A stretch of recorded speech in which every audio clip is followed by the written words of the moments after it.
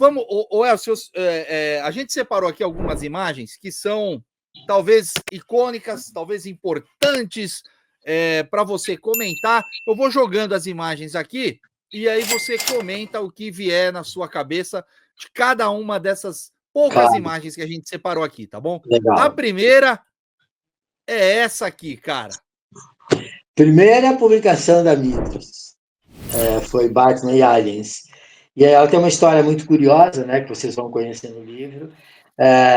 Mas quando a gente foi lançar essa revista, a maneira como eu consegui esse título foi um jeito assim meio que inusitado, né? E quando a gente lançou a publicação, a gente queria, vamos fazer uma tiragem grande disso, porque esse é um produto, a capa do Bernie Wrightson, sabe? Batman e Aliens, você tem tudo para vender. A gente fez uma tiragem grande e a gente contratou uma distribuidora pequena, porque que na época conversou conosco e falou que ia fazer um trabalho fantástico, melhor que a Dinap, a gente acreditou e quebrou a cara. Quebramos a cara. E aí depois eu conto como a gente deu a volta por cima. Mas essa foi a primeira publicação que saiu com o logotipo da Mythos Editora. Cara, que E você tem uma dessa aí ainda na sua coleção aí guardadinha, da primeira? Não tenho. Eu estou procurando para conseguir encontrar e comprar, mas eu não tenho. Cara, isso aqui é histórico, cara. Se eu achar também, se eu achar, eu compro e levo para você de presente. Não, eu compro você de volta. Eu compro e você de volta. Boa, boa. Vamos passar mais uma imagem aqui, ó. Olha só. Essa aqui. Esse gibizinho. Cara, isso aí para mim, ó, foi foi uma marca para mim, esse gibi aí.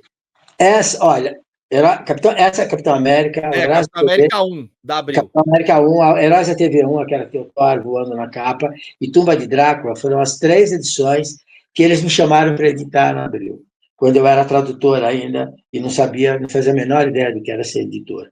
Então eu peguei esse material, e quando eu olhei esse material, eu falei, mas pera um pouquinho, isso aqui está completamente... As histórias estão totalmente desencontradas, não tem cronologia, não tem sequência nenhuma aqui. Porque ninguém sabia, os caras, eles fizeram o pedido que a editora Abril fez para a Marvel na época nós pegamos esses personagens, me mande as 5 primeiras histórias de cada personagem.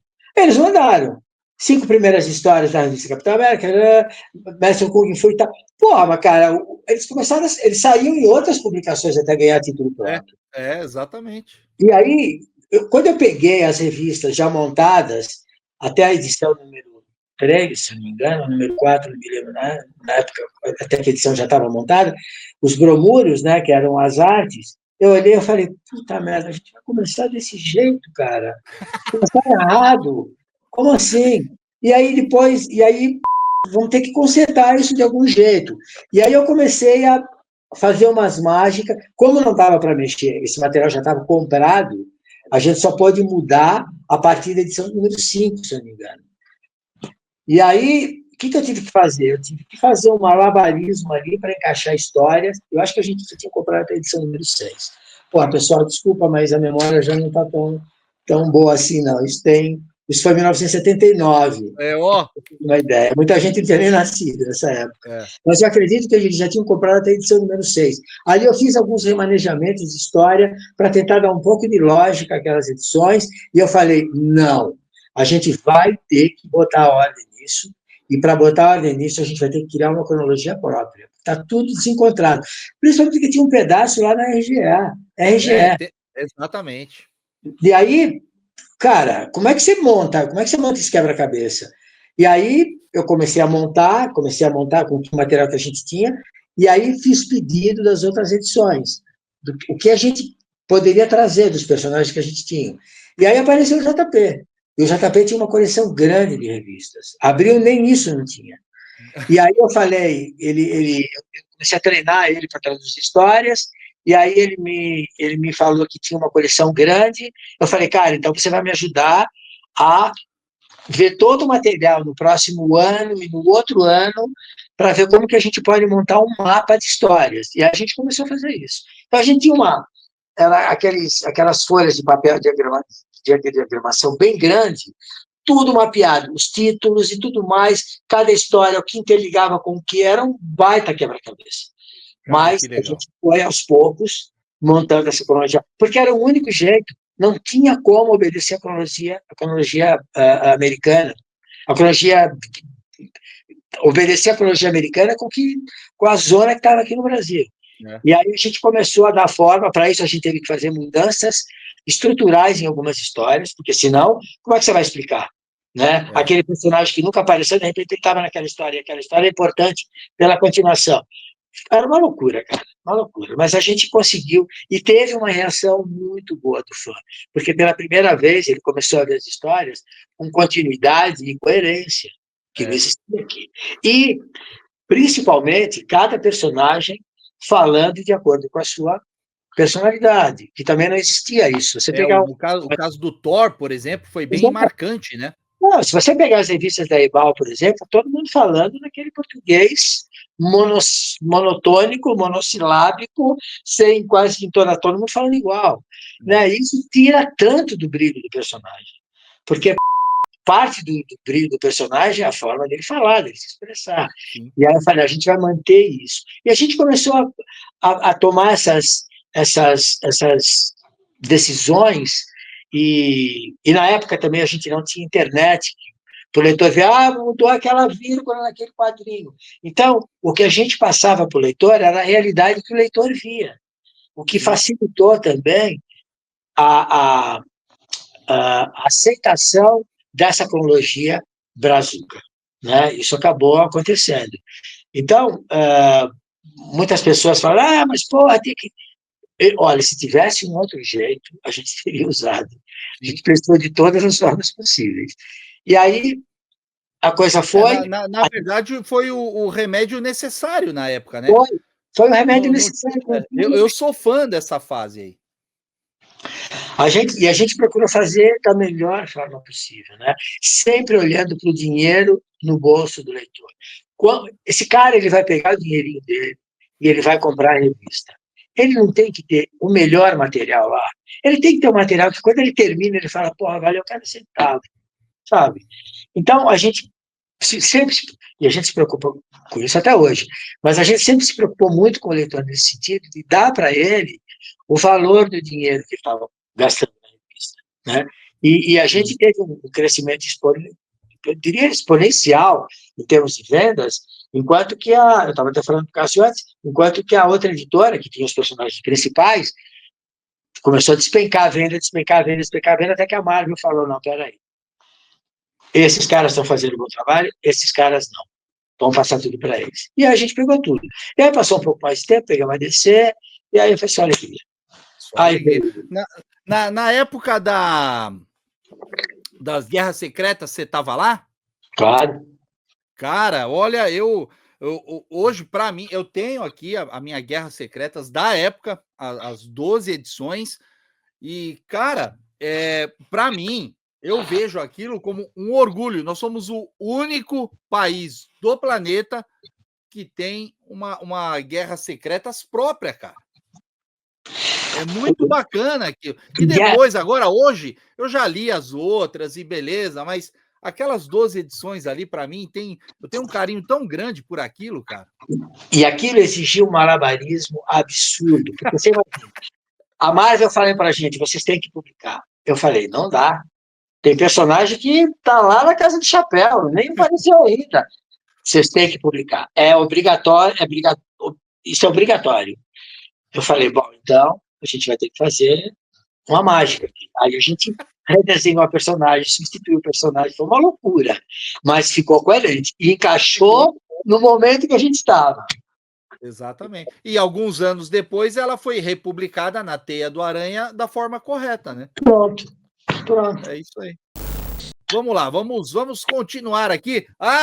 Essa capa aqui, rapaz.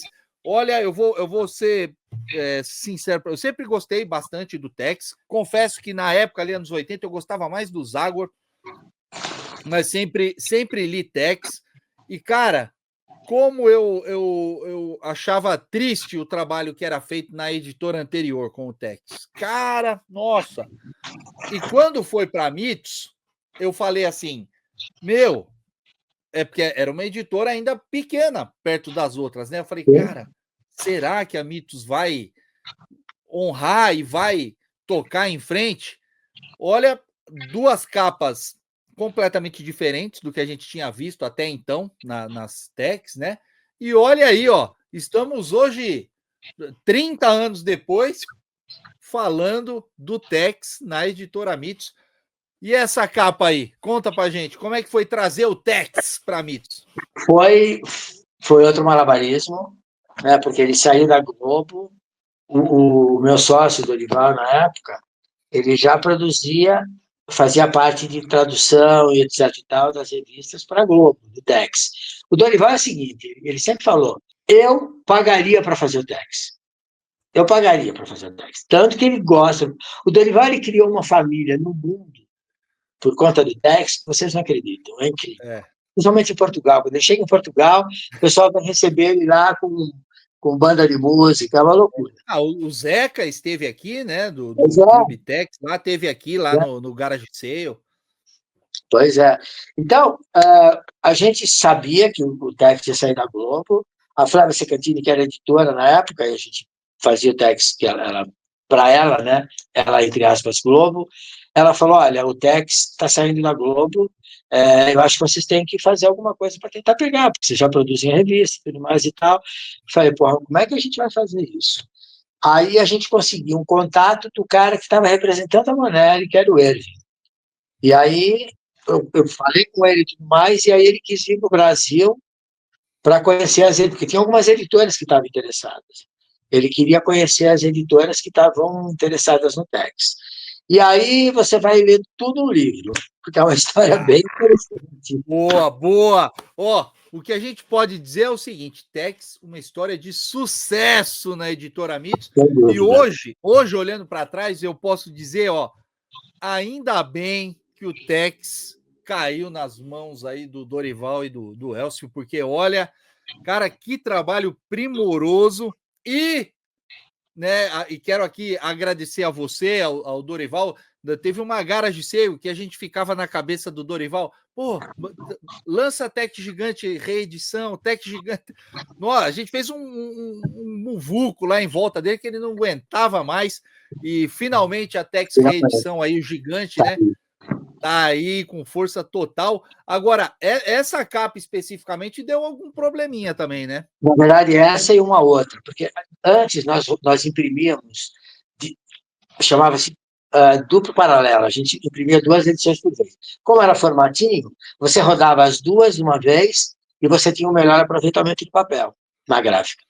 Então, a gente preparou as 2 capas, eu pedi para essa imagem do Tex é uma história do Magnus, que é um cara que fez um trabalho primoroso no Tex Gigante. Eu separei esse quadrinho e peguei um outro quadrinho do próprio Magnus e falei, Dori, vamos sair com 2 capas diferentes do que o Tex tem publicado agora, e eu vou passar para o Gilbran, o Alexandre Gilbran, que era nosso artista na época, né? Ele fazia material para os Estados Unidos através da gente. Passei para ele pintar a capa. Falei, vamos fazer um material que o Bonelli vai olhar e vai babar. E aí a gente fez, e as 2 capas deram um seríssimo problema, que vocês vão ver no livro também. Ai, ai, ai, olha só quanta história não tem dentro desse livro, pessoal do céu. O link da Mitos está aqui, ó, na descrição. Pega o seu lá e avisa a gente aqui que o Elcio te agradece ao vivo. E Com esse certeza. Surfista Prateado aqui, o que tem a ver essa edição da Gap aí? Um dia eu estava caminhando lá no centro, era um sebo, lá na Praça da Sé, era um sebo muito famoso, eu comprei um gibi lá, porque tinha gibi mais barato, era sebo e tudo mais e tal, eu era fanático. E aí eu cheguei lá e encontro essa edição do Surfista Prateado. Eu não conhecia o personagem, né? Ele estava sendo lançado pela JEP, que era uma editora pequenininha, e aí eu comprei e falei, olhei para a capa do Buscema e falei, nossa, cara, esse cara é um demônio, um monstro. E aí eu levei, e aí eu li a história e eu me apaixonei pelo personagem. E aí eu comecei a desenhar o surfista para. Eu tinha um quarto, parecia uma Bate-Caverna, né? Forrado com papel rocha, era uma loucura lá e tal. Tinha luz negra. E aí eu fazia pôsteres de 2 metros do surfista, com tinta luminosa, botava nas paredes, aquilo ficava saltando, e cara, eu viajava naquilo. E, e aí eu falei, quero ler mais coisas, eu só tinha encontrado essa edição lá. E aí eu descobri onde era a JEP, peguei o endereço, que era acho que Canindé, fui até lá, peguei 3 ônibus, sei lá quantos ônibus, fui até o Canindé, bati na porta e falei, olha, vocês publicaram essa revista, o que mais vocês têm aí desse personagem? Eles tinham acho que mais 3 ou 4 edições que eles tinham publicado. Eu comprei e não tinha mais. Aí eu fiquei ensandecido, né? E eu continuei desenhando muito, e aí eu descobri que o Surfista Prateado tinha 17 edições nos Estados Unidos. E aí eu fui atrás de tentar conseguir essas edições. Como eu consegui, está no livro também. Aí, ó. Trabalhismo. Mas essa edição é muito emblemática na minha, eu diria que no meu período como ilustrador. Foi muito emblemática, muito marcante. Cara, sensacional. Eu nunca peguei nenhuma dessas edições da JEP na mão, cara. São edições bem raras, né? Bem difíceis de Muito raras, conseguir. muito É, raras, muito raras. E o grande Capitão 7, cara, ó, o canal aqui, ó, do quadrinho nacional, Capitão 7, o nosso super-herói aqui. Pois é, quando eu disse antes que eu conto um pouco da minha história, né, anterior a essa de editora, etc. e tal, é justamente para contextualizar por que eu acabei sendo o que eu acabei sendo. E esse era um personagem que eu amava quando era criança, né? O Capitão Sete. E eu tinha, isso está no livro também, eu coloquei, né? Meu pai conseguiu juntar um dinheirinho lá e estava me comprar um uniforme do Capitão Sete. Putz, que Eu ficava legal. brincando de Capitão Sete o dia inteiro, e aí eu descobri que começaram a fazer o gibi do Capitão Sete depois, né? E para mim era fantástico, porque eu assistia o seriado dele na televisão, né, com o Aires Campos, e eu era fãzaço do Aires Campos. Na época tinha uma feira aqui, chamada Feira da Criança, o Salão da Criança, no Ibirapuera. Eu não sei se era, também agora não me lembro direito, não sei se era o Salão da Criança ou se era Grandes Atrações Clipper, porque eram 2 eventos que tinham, onde juntava a garotada. Era um evento para a garotada. E num deles, eu consegui conhecer o Capitão Sete, que era o Aires Campos, que eu fiquei. E aí, como o mundo é muito. A vida dá voltas e voltas e voltas, aí depois, eu já editor e tudo mais, acontece um evento com o Aires Campos, né, que foi um evento muito marcante na minha vida também, que está lá no livro. Aí, pessoal, olha só que bacana. E agora, a última separada aqui, eu vou confessar, essa aqui eu coloquei por interesses próprios, interesses escusos da minha parte, porque eu tinha que saber sobre isso aqui, porque é um tema que eu gosto demais. A Mitos já publicou a revista UFO. Eu era muito fã da UFO e outras que vieram depois, né? Enfim, até comentei com o Elcio que eu compro aquelas edições que o Edson Boaventura lança a cada 8 meses. Ele lança uma edição lá, eu compro com ele, porque é um tema que eu gosto, eu sou apaixonado por esse tema. Conta aí, Elcio, por que vocês entraram na publicação da UFO? Eu também sou apaixonado. Aê, rapaz! Pô, aí, ó. Porra, isso me fascina até hoje. E eu conheci o Givaer, que era o cara que editava a revista, que infelizmente não está mais entre a gente, mas era um cara assim, como é que eu posso dizer? Era um cara absolutamente brilhante em todos os aspectos. Um cara ótimo para você sentar e tomar uma cerveja com ele, conversar sobre a vida. Era um cara ótimo para você falar de filmes. Era um cara ótimo para você falar de ficção científica e para você falar de UFOs. E ele era parte de uma equipe muito séria de pesquisadores que compunha a revista UFO. Na época, ele estava, a editora anterior, eu acho que ele estava autopublicando a UFO, se eu não me engano, e ele não estava mais em condições de continuar com a revista, por custos gráficos, enfim. E aí ele chegou para mim e falou, cara, e se a Mitos continuar a UFO? Eu falei, seria um prazer muito grande. Eu topo. Nem que seja para não ganhar um centavo. Eu quero. Primeiro, para ajudar o trabalho de vocês, que é um trabalho, como eu disse, bastante sério. E segundo, porque eu sou fascinado pelo tema.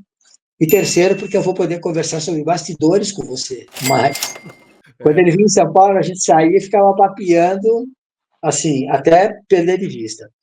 E aí a gente começou a publicar UFO. E era, todo mês era uma festa, né? Porque a gente discutia a capa. O que você acha? Estou pensando em usar essa imagem, porque a gente está com uma matéria bombástica. Quando ele começou a pentelhar o Ministério da Aeronáutica para abrir arquivos sobre UFOs aqui no Brasil, e depois eles começaram uma campanha forte lá nos Estados Unidos também, e vamos fazer isso e tal, e a gente pirava, viajava na revista. E foi muito legal o período que ela ficou conosco, né? E aí depois, infelizmente, por conta de fechamento de banca de jornal pós-pandemia, etc e tal, a revista ela ficou comercialmente inviável, infelizmente, né? Mas a gente ainda, antes da partida do Jebaé, a gente estava vendo formas de continuar com a UFO de uma maneira mais alternativa. Mas aí, infelizmente, ele acabou partindo e aí o projeto ficou interrompido. Não faz muito tempo que ele faleceu, né? Não, faz. Eu acredito que uns 4 anos, mais ou menos. Por aí. Eu ainda tenho guardado no meu celular a última mensagem por WhatsApp que eu toquei com ele, mensagem de voz. Eu guardo ela até hoje. Às vezes eu escuto, né? Porque eu gostava muito de Jebaé, em todos os sentidos. Não, ele é um grande pesquisador mesmo, cara. Fez história, né? Ele fez, e não só no Brasil, no mundo. Sim. Ele correu o mundo inteiro, eu acho que umas 20 vezes. O cara, ele ia dar palestra em tudo quanto é lugar que você pode imaginar. Impressionante. Não se inscreveu ainda? Tá perdendo tempo, se inscreve agora! E eu deixo, dicas de vídeos mais antigos do canal, me ajuda aí. Assista um desses vídeos, deixa um like lá também. Sem mais delongas, fui!